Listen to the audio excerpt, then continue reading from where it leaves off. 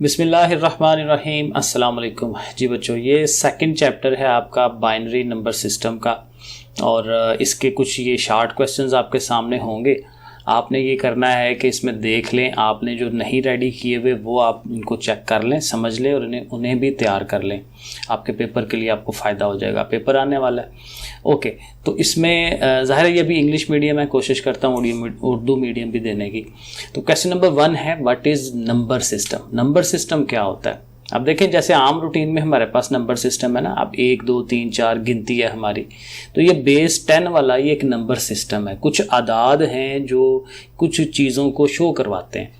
अब देखें क्या लिखा हुआ है, अ सेट ऑफ वैल्यूज, चीज़ें होती हैं कुछ यूज्ड जिनको इस्तेमाल करते हैं टू रिप्रेजेंट डिफरेंट क्वांटिटीज, मुख्तलिफ चीज़ों को शो कराने के लिए, is known as number system. उसे नंबर सिस्टम कहते हैं। फॉर एग्जाम्पल, अब एग्जाम्पल दे रहा है, a number system can be use to represent the number of students in a class. एक एग्जाम्पल दी है कि क्लास के अंदर कितने स्टूडेंट्स हैं, तो वो जाहिर है किसी एक नंबर से हम शो कराते हैं, 40 हैं 50 हैं, और वो हम ये बेस 10 के नंबर सिस्टम से शो करा रहे होते हैं।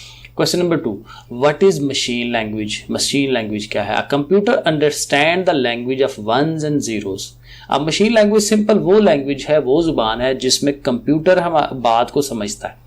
कंप्यूटर को हमने को बात समझानी है तो हमें उसको मशीन लैंग्वेज में ही बताना होता है, और मशीन लैंग्वेज के अंदर उसके जीरोस और वंस, इन दोनों बातों में ही, इन चीज़ों में वो समझता है, और कोई चीज़ उसने समझनी नहीं है। तो इसको हम कहते हैं मशीन लैंग्वेज। ओके, नंबर 3 है, how does digital computer represent data. अब डाटा जो है, कोई मालूमात, कोई चीज़ें जो हम कंप्यूटर को देते हैं, वो हमारे जो कंप्यूटर हैं उसको किस तरह से रिप्रेजेंट करते हैं। The digital computer represents all type of data in binary numbers. वही बात है, ये जो वंस और जीरोस हैं इनको बाइनरी नंबर कहते हैं, और इसी के अंदर से हर तरह का डाटा इन्होंने स्टोर करना होता है, बताना होता है। इट इंक्लूड्स, उसमें ऑडियो हो सकती है, graphics, video, each and everything, हर तरह की चीज़। Number 4 question, what do you mean by the base or radix. Base आम रूटीन में हम बेस कहते हैं किसी भी नंबर सिस्टम की, या उसको फिर रेडिक्स का नाम भी देता है। तो वो क्या चीज़ है? The number of digits used in any number system defines its base or radix. बिल्कुल आसान चीज़ है कि कोई भी नंबर सिस्टम हम यूज़ करते हैं ना, तो उस नंबर सिस्टम में कितने नंबर्स को हम इस्तेमाल कर रहे हैं। ठीक है, जैसे अब ये बाइनरी नंबर सिस्टम है, तो बाइनरी का मतलब ही 2 है, क्योंकि इसमें 2 नंबर यूज़ होते हैं, 0 और 1। 5 की बेस वाला जो है उसमें 5 डिजिट्स यूज़ होते हैं, 0 1 2 3 4 तक, एंड सो ऑन, इस तरह से। तो जितने नंबर्स यूज़ हो रहे हो वो उसकी क्या होती है, बेस या रेडिक्स। एग्जाम्पल वो यही दे रहा है, बेस ऑफ डेसिमल, ये जो आम हमारा नंबर सिस्टम है वो 10 की बेस है, क्योंकि उसमें 0 से लेके 10 तक डिजिट्स होते हैं। ठीक है, तो ये हो जाएगा। Okay, question number 5, list 3 types of number system. 3 तरह के नंबर सिस्टमों के नाम बताने हैं। तो एक तो जाहिर है आपका बाइनरी नंबर सिस्टम है, एक डेसिमल नंबर सिस्टम है, और एक ये हेक्साडेसिमल नंबर सिस्टम है। So 3 types of number system are decimal, binary and hexadecimal. ठीक है जी। ओके, नंबर 6 है, what is most commonly used. तो मोस्ट कॉमनली डेसिमल ही है जो हम आम रूटीन में इस्तेमाल करते हैं, 10 वाला। ठीक है, decimal number system is commonly used in our daily life. It's base is 10 and it consist of 10 digits, 0 से लेकर 9 तक। ठीक है, तो ये इजी है। Number 7, what is binary number system. Binary number system consist of 2 digit, 0 and 1। ठीक है, 0 और 1 उसमें होता है, और उसकी बेस जो है वो 2 है। Each digit or bit in binary number system can be 0 और 1। तो हर नंबर यहाँ 0 हो सकता है या 1 हो सकता है। तो इस तरह से आप इसको कर लें। बस यहाँ तक आई थिंक डेफिनेशन ओके है, 0 और 1 तक। नंबर 8 क्वेश्चन पे आ जाए, what is hexadecimal number system. अब हेक्सा कौन सा है? Hexadecimal number system consist of 16 digit. इसमें 16 डिजिट होते हैं। एक तो आप 0 से लेकर 9 तक 10 डिजिट तो ये ले लेंगे ना, तो उसके बाद जो बाकी 6 हैं वो आपने ABC लेनी है, ABCDEF, F तक जाना है। तो alphabets A to F represent decimal number from 10 to 15, क्योंकि 9 तक तो वो ले रहे हैं ना, तो A जो है वो 10 को शो कराएगा, B जो है 11 को शो कराएगा, और इस तरह F जो है वो 15 को शो कराएगा, और इनकी बेस जो है फिर 16 होगी, 16 होगी। 9 पे आ जाए, define computer memory and right it's type. Memory क्या होती है और उसकी टाइप्स हमें बतानी है, किस में बतानी है। Computer memory is a physical device, एक चीज है दैट कैन स्टोर डाटा, जो डाटा को स्टोर कर सकती है। The 2 types of computer memory are volatile memory और नॉन वोलेटाइल मेमोरी। एक जो जल्दी, जैसे रैम और रोम है बेसिकली, ठीक है। रैम ज़ाहिर है ख़त्म हो जाती है जब हम उसको बंद करते हैं कंप्यूटर को, और जो रोम है उसके अंदर चीज़ स्टोर हो जाती है।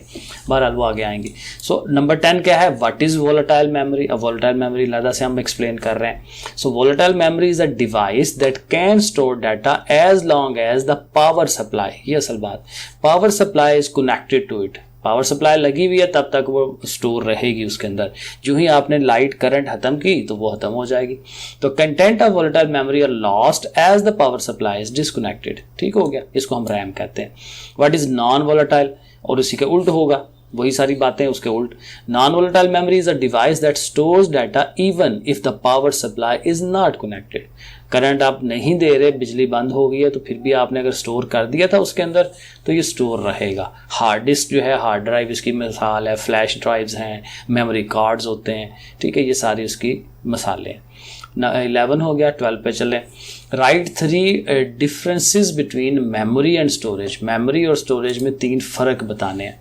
Memory stores data temporarily but storage store it permanently. ठीक है, मेमोरी में आम थोड़ी देर के लिए चीज़ है, और वो जो स्टोरेज है उसमें परमानेंटली मुस्तकिल तौर पर स्टोर हो जाती है। Memory has high speed than the storage. Memory की स्पीड ज़्यादा है स्टोरेज से। The capacity of memory is typically smaller than the storage. बिल्कुल, क्योंकि मेमोरी जो रैम है आपकी वो थोड़ी होती है, रोम जो है वो ज़्यादा होती है। Okay, number 13, how is data represented in computer. Computer के अंदर डाटा को किस तरह से शो कराया जाता है। The digital computer store data in binary form. फिर वही जो पहले बात कही थी कि बाइनरी फॉर्म में 0-1 की शक्ल में डाटा स्टोर होना है। Different types of data such as text, picture, video, applications यानी सॉफ्टवेयर जो हैं are stored in the form of 0s and 1। वही बात, हर चीज़ 0-1 की फॉर्म में स्टोर होनी है। All characters on the keyboard are associated with the codes known as ASCII codes. कहता है इसके कुछ कोड्स होते हैं जिसके साथ ये लिंक्ड होते हैं। अब इसी ASCII कोड जो है इसकी अलग से डेफिनेशन पूछ रहा है। तो ASCII stand for American standard code for information interchange. तो ये एब्रीविएशन इसकी हमें याद करनी है, American standard code for information interchange. It is a standard use to represent data in the. ये भी स्टैंडर्ड है, इंटरनेशनल स्टैंडर्ड है। आप चाहे पाकिस्तान में काम कर रहे हैं, अमेरिका में काम कर रहे हैं, तो एक तरह की चीज़ वो स्टोर होगी। ठीक है, 15 वाला है, राइट ASCII जो है codes for any 3 characters. 3 characters के कोड बता दें आप। तो कोड 1 के लिए कोड 49 है, और प्लस के लिए कोड जो है वो 43 है, और ये जो एट द रेट ऑफ है उसके लिए कोड 64 है। तो ये हमें इनको 3 को याद कर लेना है। What is the use of storage device. Storage device का क्या काम है, ज़ाहिर है यही काम है उसके अंदर हम परमानेंटली चीज़ें स्टोर करते हैं। Storage devices are used to store data and programs permanently. कोई भी मालूमात, कोई भी प्रोग्राम परमानेंटली मुस्तकिल तौर पे स्टोर कर रहे हैं। These devices are non volatile, यानी कि ये खराब नहीं होती, फ़ौरन उसमें से डाटा ख़त्म नहीं हो जाता। एंड रिटेन्स द कंटेंट, और उसके अंदर जो चीज़ें हैं वो पड़ी रहती हैं even if the power is turned off. ठीक हो गया। 17, give some examples of storage devices. अब उसकी कुछ मिसालें थे, मिसालें ऊपर भी हमने कही थी। ठीक है, तो इसमें हार्ड डिस्क आ जाती है, ऑप्टिकल डिस्क है, CD DVD, USB flash drives, memory card. तो ये 3-4 चीज़ें हम इसमें कह सकते हैं। बूलियन अलजबरा क्या है। So Boolean algebra is the algebra of logic. कहते हैं ये लॉजिक है। लॉजिक होता है इफ एंड देन, कि अगर ऐसे होगा तो ये ऐसे होगा, इस तरह से। ठीक है, वो लॉजिक्स इसकी चलती हैं। इट यूजेज बाइनरी वैल्यूज, इसमें भी ज़ाहिर है वही बाइनरी वैल्यूज को यूज़ करते हैं, 0-1 को। So it is also known as binary algebra. ये भी आप याद रख लें कि बूलियन अलजबरा जो है उसको बाइनरी अलजबरा भी कहते हैं, या फिर लॉजिकल अलजबरा भी कहते हैं। 3 डिफरेंट नाम है। So Boolean algebra is used in the designing of logic circuit. तो कहते हैं ये सर्किट बनाए जाते हैं इन द कंप्यूटर। ठीक है, लॉजिकली वो गेट्स होते हैं कि अगर ऐसे हो तो ये करंट या इस तरफ को चली जाएगी, अगर नहीं होगा तो करंट इस तरफ को चली जाएगी, दूसरी तरफ को। So these circuit perform different logical operations. So उससे फिर ज़ाहिर डिफरेंट काम किए जाते हैं। So what is Boolean proposition. Proposition क्या है, वो तो अलजबरा था ना, प्रोपोजिशन क्या है। A Boolean proposition is a sentence, ये एक जुमला होता है, दैट कैन बी ट्रू और फॉल्स। ये वही जो मैं आपको मिसाल दे रहा था, अगर ऐसे हो तो ऐसे होगा, ये वही बात आगे करेगा कि ये एक सेंटेंस है जो गलत भी हो सकता है, सही भी हो सकता है। फॉर एग्जाम्पल द सेंटेंस, अब ये सेंटेंस है, आर यू अ स्टूडेंट। अब जाहिर है इसका आंसर दोनों हो सकते हैं कि हूं भी और नहीं भी, ठीक है। Is a proposition because it's result is true और false. However the sentence what is your address, अब ये जो सेंटेंस कहता है कि आपका एड्रेस क्या है, तो इसका आंसर एक ही होना है, उसने अपना एड्रेस बताना है, ठीक है। तो उसमें हाँ ना वाला चक्कर नहीं है, तो ये प्रपोजिशन नहीं होगा because it's result is not in the form of true and false, ठीक है। ट्रू फॉल्स की फॉर्म में हो तो फिर वो proposition. Okay, number 20, what do you mean by truth value. Truth value क्या चीज होती है? The possible value of true और false that can be given to a Boolean proposition. वही जो हमने सेंटेंस दिया था ना, बूलियन प्रपोजिशन, तो उसको क्या वैल्यू लगाई जा सकती है, ट्रू की या फॉल्स की, ठीक है। Is known as truth values, उसको ट्रूथ वैल्यू कहते हैं, वही यस और नो वाला। It is given on the basis of truthfulness और फॉल्सिटी, कि क्या वो स्टेटमेंट सच्ची है या झूठी है, ठीक है। वही बात true false of the boolean proposition. तो हाल ही कोई भी स्टेटमेंट है उसका ट्रू फॉल्स लिखा जाए, तरीका बता दिया जाए भाई ये ट्रू हो सकता है, फॉल्स हो सकता है, तो उसको ट्रूथ वैल्यूज का नाम देते हैं। फिर लॉजिकल ऑपरेटर्स क्या हैं, ठीक है। Write 3 names of logical operators. तो ये बड़ा अच्छा सवाल है, अहम सवाल है। Logical operators are used to combine more than one boolean proposition. एक या एक से ज्यादा जो प्रपोजिशंस होती हैं उनको इकट्ठा करने के लिए ये हम फिर क्या लॉजिकल ऑपरेटर्स यूज करते हैं। आर नेगेट अ प्रपोजिशन, या किसी को खत्म करने के लिए। 3 लॉजिकल ऑपरेटर्स हैं, एंड, और नॉट वाला, ये बहुत ज्यादा यूज होते हैं, ठीक है जी। कंपाउंड बूलियन प्रपोजिशन क्या है? कंपाउंड का मतलब भी है कि एक से ज्यादा को इकट्ठा आप कर रहे होते हैं। The boolean proposition that consist of multiple proposition, ठीक है, एक से ज्यादा है, मल्टीपल है, is known as compound. Compound के अंदर ही वो नाम के अंदर आ जाता है। लॉजिकल एक्सप्रेशंस क्या है? Logical expression is an expression in which some logical operator is applied to the boolean proposition. अब वो जो बूलियन प्रोपोजिशन है इसके ऊपर ये जो एंड और वाला है वो हम कोई एक उस पर अप्लाई करवा देते हैं, ठीक है। The result of logical expression, ये भी ज़ाहिर है ट्रू फॉल्स हो सकती है, तो इसको हम बूलियन एक्सप्रेशन का नाम देते हैं। नेक्स्ट 24, थोड़े से रह गए हैं, ये देख लें। What is the use of and operator. अब ये बड़े अहम चीजें हैं, एंड ऑपरेटर का क्या काम है? The and operator is use to connect 2 और मोर प्रपोजिशन। 2 या 2 से ज्यादा चीजों को कनेक्ट करता है, मिलाता है। The compound boolean proposition is true, और वो ट्रू होगी if all connected propositions are true. जितनी 2-3 हमने स्टेटमेंट्स को इकट्ठा लिखा है ना, अगर वो सारी की सारी ट्रू होंगी तो फिर वो कंबाइंड जो है, वो जो एंड वाला ऑपरेटर है वो फिर वो भी ट्रू होगा, ठीक है। इसको ट्रू होने के लिए, एंड ऑपरेटर को ट्रू होने के लिए सारी स्टेटमेंट्स का ट्रू होना जरूरी है, ठीक है, ये उसने कहा है। इट रिजल्ट इज फॉल्स, और फॉल्स कब होगा? If any proposition is false. तीनों में से, दोनों में से कोई एक भी गलत हो गई तो फिर इसका आंसर भी गलत ही आता है, फॉल्स ही आता है। और इसको किस तरह से शो कराते हैं? डॉट से, नुक्ते से। और फिर कहता है what is the use of or operator. O R operator क्या करता है? द आर ऑपरेटर जो है ये भी कनेक्ट करता है, काम सबका यही है, कनेक्ट ही करनी है, किसको? प्रपोजिशन को। The compound boolean proposition is true. अब ये ट्रू कब होगी? इफ एनी कनेक्टेड प्रपोजिशन, कोई एक भी ट्रू हो जाए तो इसने ट्रू हो जाना है, और के अंदर ये कंडीशन है। एंड में क्या था? सबको ट्रू होना पड़ता है फिर ट्रू होगी, लेकिन यहां पे कोई एक स्टेटमेंट भी ट्रू हो गई तो फिर सारा ट्रू है।